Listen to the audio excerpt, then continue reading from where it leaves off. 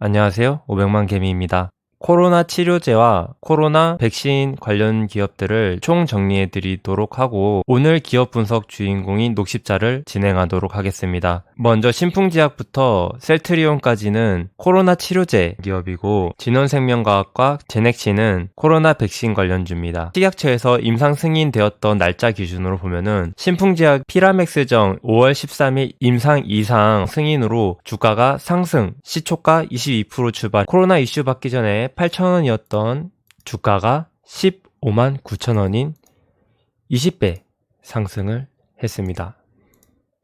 종근당은 6월 17일 CKD314라는 제품으로 임상 이상 사용 승인을 받았고 주가가 당일날 19%, 1일 시가 6% 고점으로 조정을 받다가 신풍제약의 주가 급등에 힘입어서 종근당도 최근에 주가가 많이 오른 모습 확인할 수가 있습니다. 크리스탈은 CGCAM20이라는 제품으로 임상 이상에 들어갔으나 이 제품이 제네릭 제품이어서 수익성에 대한 의문감 때문에 시가 21% 출발해서 종가는 하락 마감한 것으로 보이고요. 조정하는 와중에 요즘 신풍제약 고평가 논란과 함께 주가가 떨어질 때 오히려 크리스탈은 저평가 아니냐 시장의 관심으로 상승 중에 있습니다. 대웅제약은 DWJ1248정으로 임상 이상 소식에 당일 11% 상승을 했다가 7월 7일날 급락으로 출발을 했는데 이거는 코로나 이슈와는 별개로 과거에 메디톡스와 소송을 벌였고 국제기구로부터 수출 10년 제한한다는 판결이 나면서 급락을 한 상황입니다. 그래서 대웅제약은 코로나 이슈만 있었다면 주가가 올랐을 거라고 생각을 하는데 이 부분은 약간 별개고요. 셀트리온 같은 경우에는 CTP59라는 제품으로 임상 1상을 들어갔습니다. 7월 17일날 들어갔고 그 다음날부터 주가가 꾸준히 상승을 해오다가 현재 조정 중에 있습니다.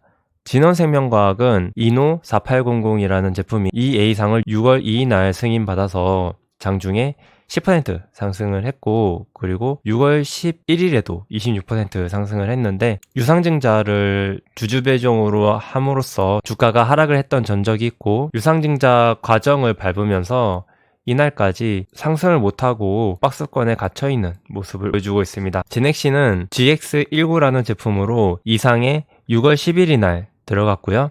당일 24% 상승 그리고 꾸준한 상승을 보여주고 있습니다. 이런 내용을 왜 하냐면 오늘 진행할 녹십자를 소개하기 위해서인데요. 이 종목들을 살펴보면은 주가가 전체적으로 임상 승인을 받고 나서부터 임상이 성공하고 제품화된다면 엄청난 기업의 이익을 가져다 줄 것이다. 기대감에 주가가 상승하는 흐름을 기대할 수가 있죠.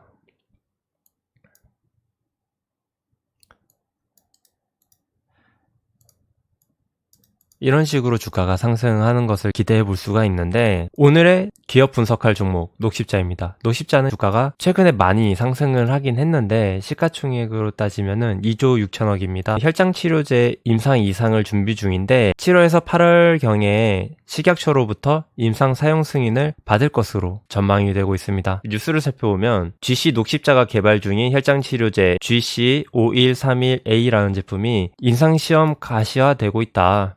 이번 주 안에 식품의약품안전처에 임상 이상 시험 승인을 신청할 예정이다. 녹십자가 개발 중인 혈장치료제는 안정성을 인정받아 임상 1상이 면제돼 2상부터 시작할 수 있다. 혈장치료제는 완치자의 혈액 속에 들어있는 액체 성분인 혈장을 농축해 만드는 의약품이다. 영화 컨베이전이나 감기를 보시면 완치자나 면역력을 가지고 있는 사람의 혈액 속에서 가지고 있는 액체 성분을 추출해내가지고 농축해서 전염병의 치료제를 만들어서 전 세계에 보급하는 그런 장면이 나옵니다. 그런 의약품을 만드는 기업이 녹십자 그리고 녹십자의 역할이죠. 그래서 최근 식약처가 코로나19 치료제 임상시험을 신속하게 심사 승인하고 있어서 녹십자는 연내 개발을 완료하고 상용화하는 게 목표라고 하죠. 약물 재창출 연구를 제외하면 개발 단계가 가장 앞서 있어서 업계와 정부의 기대가 높다고 하죠. 백신하고 치료제 테마가 있는데 진원하고 제넥시는 백신 테마인데 백신은 압도적으로 해외 기업이 앞서 나가고 있습니다. 우리나라 같은 경우에는 상장 기업이 1-2A상을 하고 있는데 외국의 모더나나 아스트라제네카 같은 기업은 임상 3상을 진행을 하고 있어요. 치료제는 중국과 미국에 협상 중인 제품이 있지만 혈장 치료제는 치료제 개발 속도가 외국에 비해서 뒤처지지 않습니다. 그래서 녹십자가 임상을 잘 끝내고 뉴스처럼 올해 안에 코로나 치료제를 상용화 성공한다면 지금 시가총액이 문제일까요? 지금 시가총액은 과거에도 가진 적이 몇 번이나 있었습니다. 실적을 신풍제약하고 비교해보세요. 신풍제약은 매출에 1800억에 영업이익 20억인데 시가총액이 5조 5천억입니다. 녹십자 같은 경우에는 매출액 1조 3,700억, 영업이익 400억인데 시가총액이 2조 6천억이면 신풍제약보다 싼 거예요, 비싼 거예요? 신풍제약도 어차피 피라맥스정은 임상 이상입니다. 녹십자는 혈장치료제 임상 이상을 사용 승인받고 있고요. 신풍제약의 피라맥스정 살펴보면은 말라리아 약입니다. 녹십자에서 만든 약은 태생부터 코로나를 치료하기 위한 목적으로 만들어진 혈장 치료제이기 때문에 효능 시험에서 비교가 될까요? 그리고 생산할 수 있는 공장에 대한 차이 있을 수 있고요. 녹십자는 대규모 생산이 가능한 기업인데 신풍제약은 그렇지 못하다는 거죠. 그래서 신풍제약은 고평가 논란이 계속 있었던 거예요. 눈 가리고 사람들이 상승만 믿고 사는 거죠. 미래 신약 가치를 위해서. 사실 엄청난 효능을 입증해서 위탁 의약품 생산 기업에 생산을 맡겨가지고 대량 생산하면 돼요. 바이오 기업은. 제조업 기업하고는 달라요. 다만 직접 생산하고 위탁 생산하고 이익률은 차이가 크겠습니다. 녹십자 성장성이 계속 입증돼 있어서 코로나 치료제 아니어도 기업은 지속적으로 성장하는 기업이거든요. 녹십자는 매출액이 2005년부터 계속해서 성장해왔고 앞으로도 성장할 전망 속에 있고요. 그래서 실적 성장만큼 주가도 올라야 되는데 코로나 임상 이상보다 높은 차원에서 연구가 진행 중인 기업들은 허가 100배 이상 나갑니다. 이게 아스트라제네카라고 영국에 상장하고 있는 제약회사인데 시가총액이 14만 5천, 단위는 100만 달러입니다. 그러면은 시가총액이 145조예요. 이 친구 EPS가 0.52달러죠? 그러면 퍼가 현재 주가가 55.8달러이기 때문에 118배입니다. 보시면 매출액하고 영업이익 보시면 정상적인 기업인 걸 확인할 수가 있죠. 그래서 녹십자 EPS를 100배를 해봅시다. 올해 예상되는 3,751원, 코로나로 인한 대규모 판매, 미래성 이런 거 다 제외하고 계산을 해봅시다. 3,751원 곱하기 118배. 그러면 아스트라제네카처럼 주가가 형성이 된다면 44만원까지 가는 거예요. 그럼 이렇게 말고 녹십자가 보통 고점을 달성했을 때 84배의 주가를 가지고 있다고 합니다. 그러면 EPS 곱하기 84 하면 돼요. 그러면 이슈가 있거나 지수가 오르는 시기에 녹십자가 가질 수 있는 주가는 31만 5천원까지 예상을 해볼 수가 있다. 21년 실적을 선반영하면 21년도 EPS가 4,519원 곱하기 84배 그러면 38만원이고요. 4,519원 곱하기 118배 53만원입니다. 근데 단기적으로 많이 올랐으니까 신규 접근은 쉽지 않아요. 대신에 아까 말씀드렸던 신풍제약, 종근당, 크리스탈, 대웅제약, 셀트리온 얘네들은 임상을 시작하고 얘네들은 식약처로부터 임상 승인을 받은 날부터 주가가 안 오른 기업이 한 개도 없다는 점.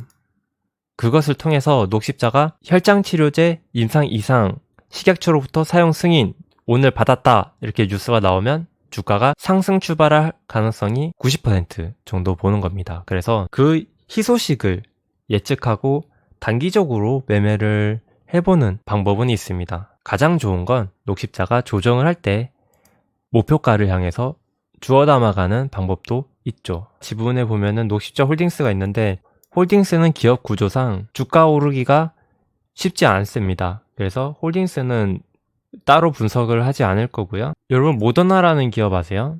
모더나라는 기업이 현재 시가총액이 271조입니다. 퍼가 마이너스 53배, 그러니까 이익이 하나도 나지 않는 기업입니다. 실적 보면은 19년도 6천만 달러의 매출액을 가지고 있죠. 근데 손실이 어마어마하죠? 근데 이 기업이 코로나 이슈가 있기 전 2월 달에 19달러 기준으로 보면은 시가총액이 얼마 정도 될까요? 45조입니다. 45조였던 기업이 얼마? 270조. 어마어마하지 않습니까? 바이오에 관심이 많은 이 시점, 시가총액이 이렇게 큰 기업이 주가가 쉽게 오를 수 있는 겁니다. 그래서 오늘 한번 다뤄봤습니다. 2조였던 기업이 그 어느 기업보다 빠르게 코로나 치료제를 완성을 한다면 전 세계에 보급할 수 있는 상황이 온다면 현재 시가총액은 지금도 많아 보이지만 세 발의 피인 거죠. 주가는 상대적인 거죠. 지금 주가가 단기적으로 많이 올랐으니까 비싸 보이죠? 근데 당장 이번 주 안에 40만 원을 간다고 칩시다. 그러면 23만 원의 매수를 고민했던 게 비싼 거였을까요? 싼 거였을까요? 이게 바로 상대적인 겁니다. 지금 주가는 싼 거였던 거죠.